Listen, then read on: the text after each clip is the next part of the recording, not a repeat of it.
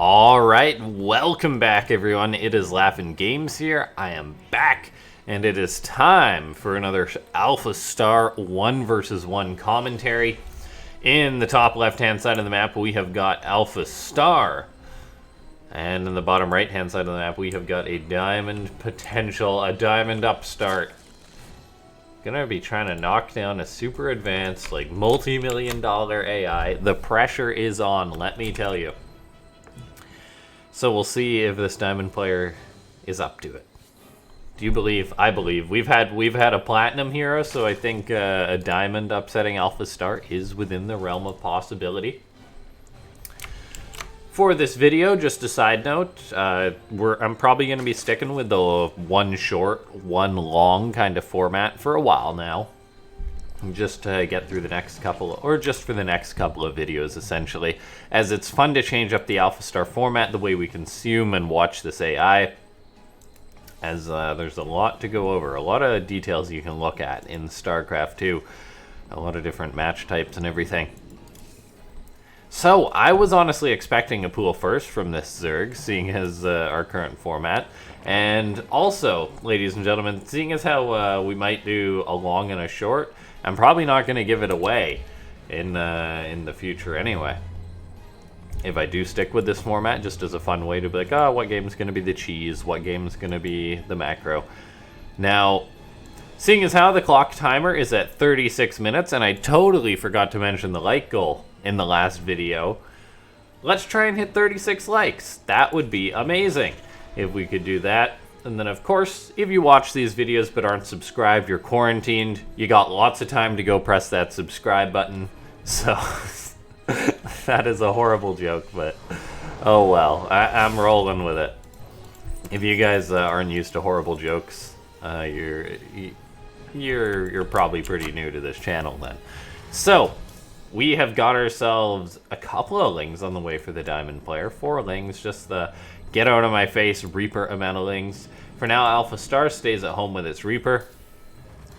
Just wary of a potential early pool. As we take a look at the AI, essentially it skipped the Marine, unlike a lot of Terran players do. I personally am in the boat, skip the Marine boat. But essentially, AlphaStar delayed its Reaper a little bit in case it was like some lings moving across the map, but then it does go across the map. Looks like it might start off with getting a drone. No, the diamond player, great reaction there, saves the one drone. Can it save the other though, or can they save the other? And the answer to that is a definitive no. Looks like there are 2 queens at the natural here, but this Reaper, oh no, does this Reaper get yet another drone? That would be a disaster. Oh no, the diamond player. Oh, tell me he at least gets the Reaper. Okay, he gets the Reaper, which is compensation, so it's not as bad, but losing any amount of drones to a Reaper is not great. The diamond player, amidst the chaos, oh no, forgets an Overlord. Oh, that ain't good. That is not good for the diamond player. Already getting disrupted, whereas AlphaStar is an AI that just does not skip a beat. We're seeing a starport go up for AlphaStar. My guess is going to be Banshee because, you know, it's AlphaStar. That's just what she does. Now, more drones on the way for the diamond player. Let's take a look here. A couple of creep tumors getting spread on out. Gas is still being mined for the diamond player, so we'll see what he's going to do with that. He also throws down 2 more gases, which is quite interesting. No layer or anything has been started just yet, though. So that's quite curious as what exactly is going on there. So what is this Zerg going to do with all this gas, but no tech or no real path to spend it with? What are you doing? Okay, we see an Evo and a Baneling nest go up, which is quite interesting. A very early defensive Baneling nest just to make sure that the Terran is not going to hurt you. Or it could potentially be used for aggression, but at the rate that this Zerg is making drones, my guess is it's for defense. But oh no, AlphaStar just runs on in with the Hellions. The building Baneling nest is not going to help the Zerg at all defend against this. Oh, this is a disaster. Oh no, all these poor drones. Oh gosh, the humanity. Oh, AlphaStar is roasting and toasting. Oh no. Oh, this poor Zerg, this poor diamond player. Oh, Terran. Oh man. Okay, so that is game number 1. With casting these cheese games or these shorter games, you never know if they're going to be pretty or not.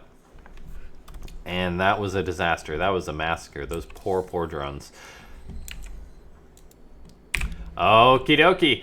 Ladies and gentlemen, we are back, and it is into the next match. Changing gear a little bit, going from AlphaStar against a Terran, or no, AlphaStar playing Terran against a Zerg, to AlphaStar playing Zerg against a Protoss.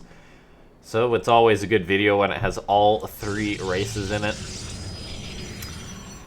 And yeah, I mean, I'm loving these AlphaStar games still. It's been too long since I cast one. I'll go like a couple days without casting, and then I'll just be like, something's wrong. Now, I'm pretty sure I said the like goal was like 36 or something like that for this video. So let's try and blow that out of the water. Cool little geyser thing here. I'm guessing it's like a boiler or a heater or a vent or something. It's got 3 stripes on it. Kind of interesting there. Some pipelines. Maybe they're mining stuff. Kairos Junction. I'm sure there's more to it than that. There's also minerals and gas just hanging around here. I don't know why players haven't gone and picked those up yet. We take a look here. There is a probe. Just scouting for the Masters player. Never underestimate a cheesy Zerg. Never ever do it. If you're like me and when you play Protoss, you'll scout the cheese coming, but then you'll still die. Because you're unsure of how to wall properly or unsure of how to react to cheeses properly. This Masters player, interestingly enough, goes for a Cyber Core. Well, okay, yeah, I guess he did actually scout that it was an early pool. Pardon me, I honestly thought that it was just a normal timed hatchery. No, this was an early pool, so that's why he goes for the early Cyber Core. I was about to be like, what's he doing? But no, he's absolutely right. Now, this Masters player, he's got that wall up. I'm pretty sure that's like a solid gap for a Zealot to hide in. It might be a corner wall, which would have me a little bit nervous. You don't really want any part of a corner being used in your wall, but yeah, I think that's right. The Protoss player, chrono boosting out that Adept, should be able to respond to these Lings. We shall see, as AlphaStar is just going to be making more and more Lings here. The wall off was not a... Okay, I guess that's a complete... No, there we go. That's the complete wall. The Lings are just going to set their sights right on this Cyber Core. The Adept pops out, though. A good shield battery placement. Now, this was a bit odd, as the Protoss player could have simply just, or the Zerg player, pardon me, for AlphaStar could have simply just ran the Lings into the main base. We do see, though, that the Masters player is taking this cheese very, very seriously, throwing up another gateway, as a matter of fact, in the wall. Yeah, this Masters player is taking this cheese very, very seriously, just saying, nope, nope, nope, I'm not taking any chances. Triple gateway in the wall. 2 Adepts are now out. A great response to this. The shield battery about to finish up. We'll see if he's going to cancel the gateway or not. For now, though, the Protoss player just getting up a Robo behind this, interestingly. Usually you'd go for like a Stargate or something. We do see a Sentry on the way, though, in order to ensure there's that scouting possibility. And AlphaStar, who cut quite a few drones to make those early Lings, has actually just gone back into droning, I guess, realizing that that was one heck of a solid wall. I am a little bit suspicious of that Adept. Like, could Ling sneak around her? I'm thinking maybe. And we have seen games which AlphaStar kind of just snuck Lings in, so we got to be extra vigilant in that regard. Twilight Council is on the way here for the Masters player. Robo on the way after that. And then, yeah, just everything normal. Forge is on the way too. Couple of probes. Yeah, everything pretty normal here. Warp Prism is on the way here for the Masters player. He's also getting charged, so potentially a big old charge attack, which could be a nice attack to knock AlphaStar off guard. We haven't seen pulling out a gas just yet for the Masters player, so this isn't like a jumbo charge all in. He also started the Forge, so he is indeed macroing up a bit. I mean, I do love a good like 2-base charge all in, which has Protoss. You just pull out of the gas and then you go hard at the Zerg.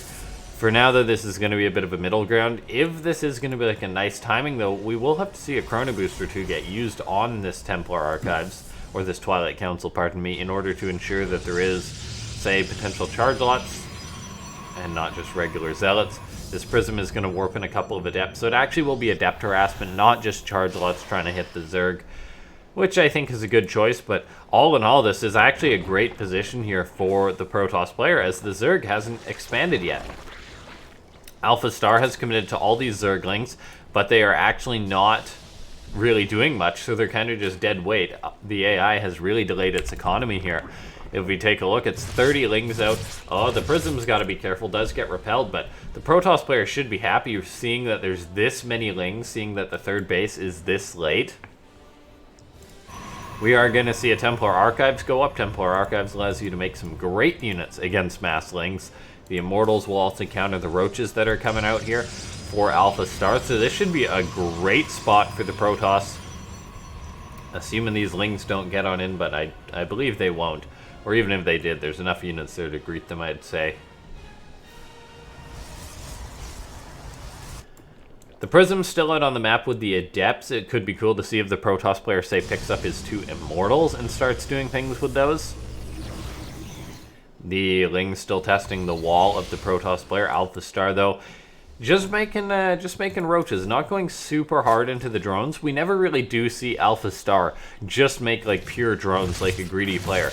The way that it gets ahead in the worker count is that it actually essentially just is always making a couple of drones while it's making whatever it's doing, as it's very middle of the roadie. Not that is like a verb or a word or whatever. Now, when we take a look at these 2 Adepts, they're going to run on in, try and get any drone they can. Would be nice, they get 1, and looks like they probably will get evacuated, so good move from the Protoss player. As, I mean, getting any amount of drones is good when AlphaStar is this low, and we are seeing the AI is just going to be committing to a big attack here. There is 9 Roaches on the way. Couple of Archons are being made, though. There's a good Immortal count. The Lings are going to try and get on in. The Roaches and Raptors are going to move up the ramp. Good force fields. They'll lock up a couple of those. However, that is the force field gone. The Lings are going to try and make this a good surround. More and more Zealots being warped on in for the Masters player, realizing how serious of a threat this is. The 2 Adepts at the third base aren't actually attacking the drones, but AlphaStar pulls them away.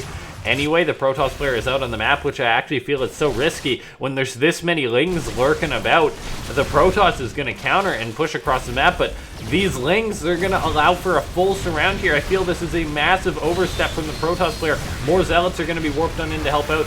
The Immortals can be juggled here, but I still feel that was a big overcommitment there from the Protoss player. He should have stayed back at home and defended. The Immortals are putting out a ton of damage to this Roach Ravager, but if we take a look, most of the Zealots are now gone. They're overcommitted, and the Protoss player took a poor fight when I think he had the army, when I think he'd been preparing right in this game. And now we're going to be seeing the March of the Queens, more units getting churned out for AlphaStar non-stop. This is going to be disastrous for the Protoss player, I feel. There's a chance he could lose this game just because of such a big move out on the map. AlphaStar hasn't made a single drone, which is very unusual for AlphaStar. When it's committing to an all-in, it seems to commit to an all-in.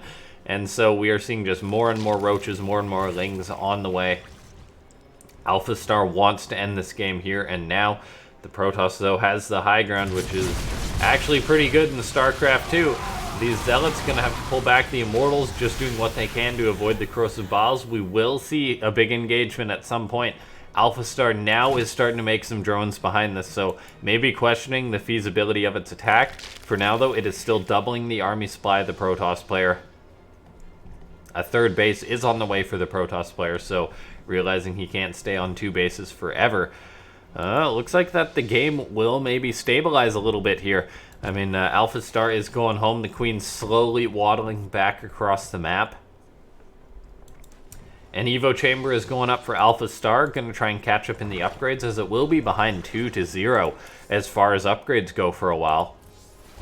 And when it comes to Immortals with +2 attack compared to Roaches with not +2 attack, it's generally pretty darn good for the Immortals. The Protoss player just churning out units pretty darn steadily here, just a couple of, just like adding in another Archon here and there, constantly making the Immortals. Now AlphaStar, I feel at this point for AlphaStar, a great move would be to go for a Spire or something like that. I guess maybe it doesn't have the economy. Either way, though, I mean, AlphaStar's going to have to do something. I feel time is pretty good for the Protoss player at this point. The economy is quite even, which is generally considered a win for the Protoss. That drone count only 2 ahead of the probe count. A 4th base is on the way for AlphaStar. And yeah, the Lings run in towards the 3rd. Those are not changelings. Those are zealots in position to intercept these Lings. Looks like those Lings do get repelled. We are going to see AlphaStar trying to go for a big attack with these roaches, though this could be the game-deciding fight here. The Protoss player is kind of running through a lot of vials to get towards us. Oh no, the Prism gets hit with Corrosive Bile. Great shot for AlphaStar. I think there was maybe an Immortal in there. I'm not 100% sure. I mean, there is still plenty of Immortals left on the ground, but that was not what you wanted to have happen as the Protoss player losing such high-value units. Now it looks like the Protoss is angry. You won't like me when I'm angry, he says. He's going to move across the map with his Immortals, with his Archons, try and push in towards AlphaStar's 3rd base. The Zerg player is trying to get in position to intercept this attack, needs to have good shots on the Corrosive Biles. So far, the Protoss, besides that one engagement, has done or besides that one snipe on the Prism, has done a good job avoiding the Biles. But that really changed everything. The reinforcements for the Protoss have to move all the way across the map, but he's still going to go for it. He's still pushing on in here. The Immortals at the back pushing, putting out so much damage. However, I am concerned here for the Protoss player. If we take a look, AlphaStar is collapsing on top of the Immortals, and the Immortals, without a buffer, aren't actually that strong against all this Roach Ravager. It looks like that snipe on the Prism to bait the Protoss into the attack was all AlphaStar needed. If we take a look now, AlphaStar, just with Killer's Instinct, fires up 18 Roaches, is going to move across the map, and I think is going to end the game. The Protoss player just kind of got baited completely into that engagement, taking that without, say, sentries to support, without the Prism to warp in reinforcements, and just taking that fight in general is really what has put the Masters player in a bad spot. We're seeing a cannon go up, a shield battery go up. I guess the Protoss player is quite worried, and rightfully so, but I don't know if anything he can do at this point will save him from all this Roach Ravager that AlphaStar is going to push across the map with. Like, this is just such a scary force. Is there even one Immortal out? Doesn't look like it. Some Roaches hitting the 3rd base. More and more charge lots being warped in for the Masters player. I guess that's what he's got money for, but Roaches can kite Zealots.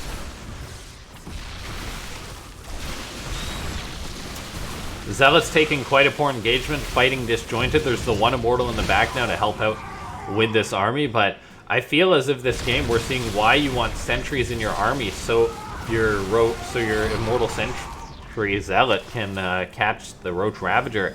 That is not the case this game so far for the Protoss player, though, and as a result, the Zerg has been taking pretty good trades. The Archons get lifted up into the Prism. So far, they're being kept alive. One of them falls, though. The Zealots are repelling the Roach Ravager, but the 3rd base is under fire while this is going on. The probes have to evacuate, and this essentially is going to put the Protoss player on 0 economy.